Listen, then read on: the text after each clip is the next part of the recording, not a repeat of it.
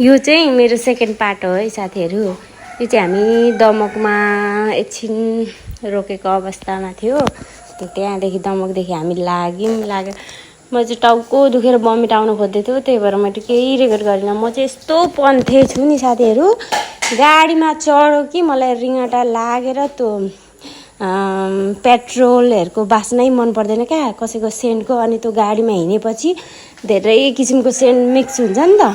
म आफू कहिल्यै सेन्ट लाउँदिनँ, अनि त्यो मिक्स भएको आएर मेरो माइग्रेन हानेर है त्यो बमिट आउला जस्तो भएर त्यो उयो भइहाल्छ क्या। म सक्दिनँ गाडीमा हिँड्नलाई। अनि मैले त्यहाँदेखि रेकर्ड गर्नै सकिनँ।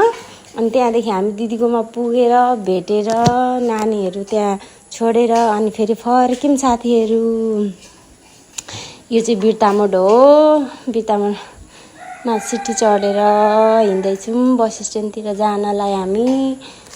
अनि यहाँ मैले भिडियो गर्दै थिएँ, एक दुईजनाले हेर्नु पनि हुँदै थियो, तर मैले केही वास्तै गरिनँ। अनि बिबिसाले भोक लाग्यो भने अनि बिबिसालाई मोमो अनि सानीलाई चाउमिन खुवायौँ। अब त्यहाँ वेटिङ गर्न चाहिँ गाह्रो क्या।